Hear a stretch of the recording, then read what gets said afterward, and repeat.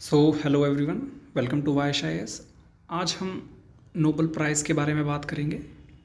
Nobel prize जो कि आपके अक्टूबर में अभी रिसेंटली ही दिए गए हैं, 2023 के नोबेल प्राइज़, उसके बारे में हम जानेंगे किस किस को नोबेल प्राइज़ दिए गए हैं और ये क्यों दिए जाते हैं, वो सारा कुछ आज हम इस वीडियो में जानेंगे। देखिए, सबसे पहले मैं आपको बता देता हूँ कि नोबेल प्राइजेस होते क्या हैं। देखिए, एक अल्फ्रेड नोबेल नाम के एक एंटरप्रेन्योर थे, इन्वेंटर और केमिस्ट, जो कि स्वीडन से बिलोंग करते थे। उन्होंने क्या किया था, अपनी एक टेस्टामेंट बनाई थी। इन हिज फाइनल विल और टेस्टामेंट, उनकी इस विल में ये था कि उनकी जो भी संपत्ति बाकी है वो उन लोगों को दे दी जाए जो कि क्या करते हैं, उन्होंने अपनी पूरी ज़िंदगी ऐसे काम करने में लगाया है जो कि सारी मानवता को जिससे फ़ायदा हो रहा है। तो ये उनकी वसीयत का हिस्सा था। वसीयत में उन्होंने कुछ इस तरीके से लिखा था और इनकी डेथ एनिवर्सरी पे दिया जाता है। ये बात याद रखिएगा, ये कई बार क्वेश्चन एसएससी एग्ज़ाम्स में पूछा गया है और जितने भी आपके स्टेट लेवल के एग्ज़ाम्स हैं उसमें कई बार ये क्वेश्चन पूछा गया है कि जो नोबेल प्राइज़ हैं वो क्यों दिए जाते हैं, मतलब बर्थडे पर दिए जाते हैं, डेथ एनिवर्सरी पर दिए जाते हैं। तो याद रखिएगा, उनकी डेथ एनिवर्सरी पर ये दिए जाते हैं। ठीक है। सबसे पहले नोबेल प्राइजेस 1901 में स्टार्ट हुआ था, जो कि अल्फ्रेड नोबेल के मरने के 5 साल बाद स्टार्ट हुआ था। ठीक है ना। और ये किस किस फील्ड में दिया जाता है, तो देखिए, ये आपका इकोनॉमिक्स के लिए दिया जाता है, केमिस्ट्री के लिए दिया जाता है, फिजिक्स के लिए दिया जाता है, लिटरेचर के लिए दिया जाता है, फिजियोलॉजी और मेडिसिन के लिए भी दिया जाता है, और पीस और इकोनॉमी। ठीक है, ये सारी से फील्ड हैं, इनके लिए आपका ये नोबेल प्राइज़ दिया जाता है। सबसे आखिर में देखिए, सबसे जो न्यूएस्ट जो नोबेल प्राइज़ है वो 1968 में आपका एडअप हुआ था, जिसमें सेवेरेजेस एंड रिक्स बैंक अवार्ड जिसको हम कहते हैं, जो कि इकोनॉमिक्स के लिए, इकोनॉमिक साइंस के लिए दिया जाता है, in the memory of Alfred Nobel. Alfred Nobel की याद में ये दिया जाता है। ये स्टार्ट हुआ था 1968 में। तो ये कुछ हिस्ट्री है आपकी नोबेल प्राइज़ की। चलिए, 2023 का जो शेड्यूल है उसके बारे में हम देख लेते हैं। देखिए, सबसे पहले आपका मेडिसिन के लिए अवार्ड दिया गया, फिजियोलॉजी एंड मेडिसिन, जो कि आपका 2 अक्टूबर को कैरोलिना इंस्टीट्यूट सोलना के द्वारा, मतलब यहाँ पर आपको ये कैरोलिंस्का इंस्टीट्यूट सोलना में आपको ये दिया गया। फिर दूसरा आपको 3 अक्टूबर को दिया गया फिजिक्स का, जो कि कहाँ पर दिया गया, Swedish academy of science Stockholm में दिया गया। तीसरा केमिस्ट्री के लिए दिया गया 4 अक्टूबर को royal Swedish academy of sciences Stockholm. चौथा लिटरेचर के लिए दिया गया 5 अक्टूबर को। ये अभी तक रिसेंटली ही दिए गए हैं, इसीलिए मैं इस पर आपके लिए वीडियो बना रहा हूँ, क्योंकि यहाँ से भी कई बार देखा गया है कि जो MCQ टाइप के जो क्वेश्चंस हैं वहाँ पर ये डायरेक्टली आपसे पूछ लिया जाएगा कि किस किस को दिए गए हैं और किस फील्ड में या फिर किस लिए दिए गए हैं। तो मैं आपको वो सारा सब कुछ अपने इस वीडियो में समझाऊंगा। आगे सारे इन अवार्ड्स को हम डिटेल में डिस्कस करेंगे, क्यों दिए गए हैं और किस किस को दिए गए हैं। पाँचवा आपका पीस के लिए, जो कि सबसे इम्पोर्टेंट माना जाता है, पीस वाला और इकोनॉमिक्स वाला, ये आपका 6 अक्टूबर को दिया गया है। और जो इकोनॉमिक्स के लिए है वो भी आपका royal Swedish academy of science Stockholm में ही दिया गया है 9 अक्टूबर को। देखिए, सबसे पहला मेडिसिन के लिए स्टार्ट करते हैं, फिजियोलॉजी एंड मेडिसिन के लिए। देखिए, सबसे पहले देखिए ये किसको दिया गया है, Katalin Karikó and Drew Westman, ये इन दोनों को दिया गया है मेडिसिन के लिए।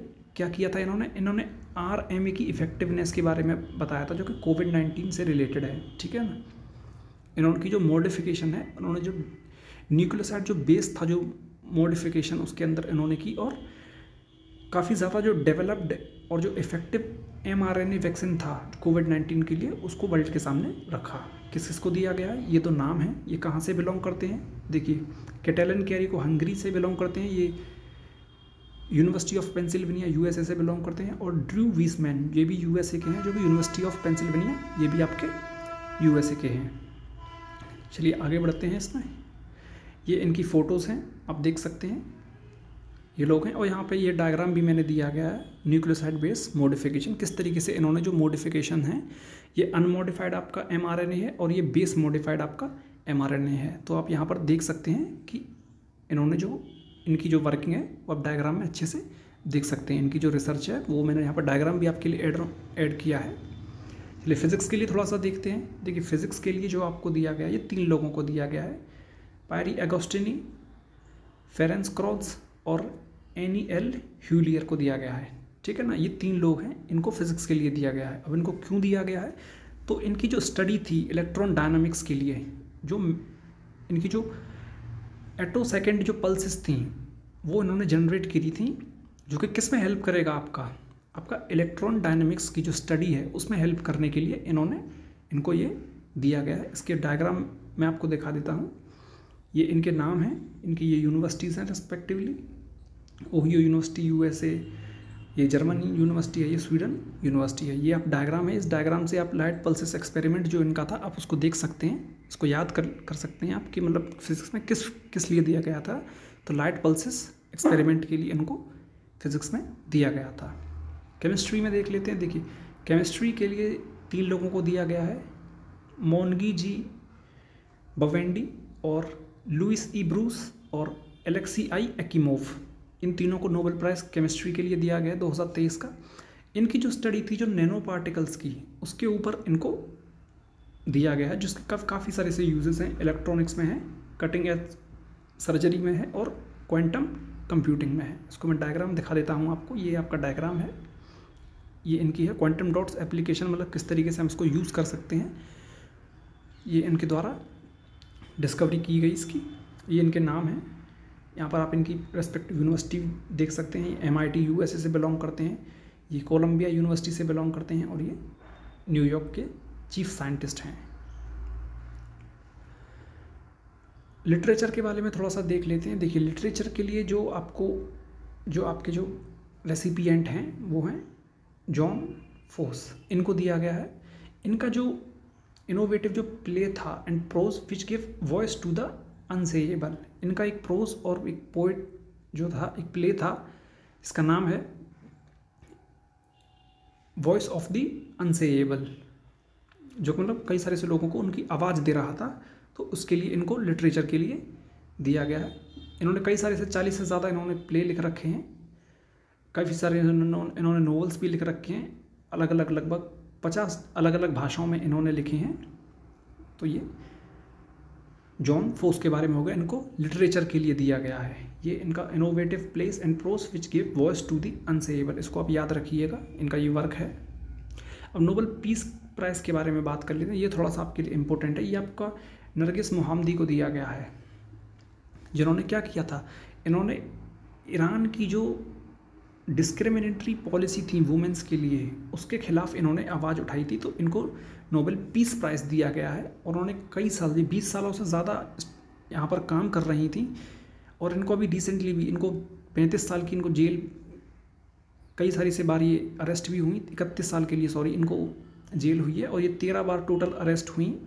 इन्होंने काफ़ी ज़्यादा वुमेंस के लिए आवाज़ उठाई ईरान में, तो उसके लिए इनको दिया गया। और ये स्टिल अभी करंटली भी अगर मैं बात करूँ तो हाँ, अभी ये करंटली भी ये जेल में है, तो इनको ये नोबेल पीस प्राइज़ दिया गया है, नरगिस मोहम्मदी।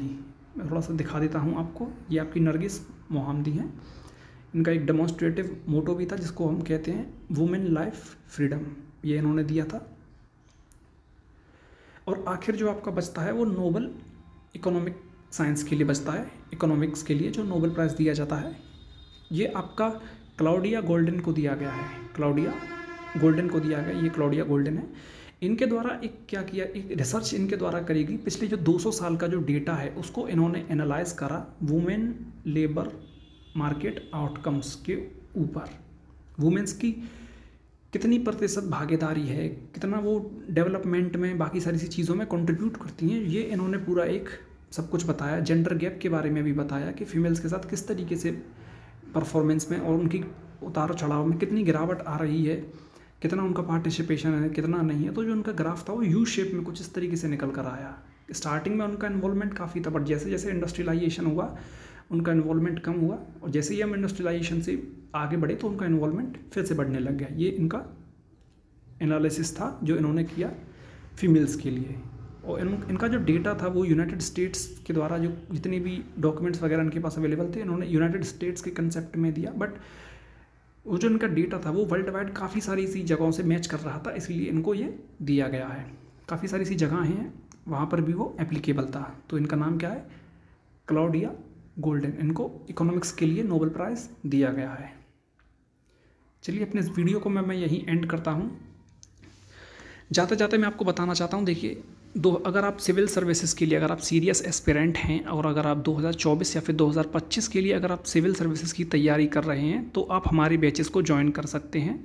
आप हमारे व्हाट्सएप नंबर पर आप हमको कांटेक्ट कर सकते हैं, हमारे ईमेल पर आप हमको ईमेल कर सकते हैं, जहाँ पर आपको respective batches personal 1-to-1 mentorship आपको गाइडेंस प्रोवाइड करी जाएगी सर के द्वारा। सर ने कई सारे सिविल सर्विसेज एस्पिरेंट्स को गाइड किया है उनकी जर्नी में। अगर आप भी चाहते हैं हम आपको गाइड करें, आपको एक क्वालिटी एजुकेशन मिले, आपको क्वालिटी गाइडेंस मिले, क्योंकि देखिए आजकल बहुत सारी ऐसी चीज़ें मार्केट्स में अवेलेबल हैं बट क्वालिटी हर कोई नहीं दे पाता है। अगर आपको क्वालिटी चाहिए, अगर आप सीरियस एस्पिरेंट हैं तो आप हमको ज़रूर कॉन्टैक्ट करें हमारे दिए गए व्हाट्सएप नंबर पर। आप हमको ईमेल भी कर सकते हैं और इसी तरीके की इंटरेस्टिंग वीडियोस के लिए आप हमारे साथ जुड़े रहें। तब तक के लिए बाय बाय, जय हिंद।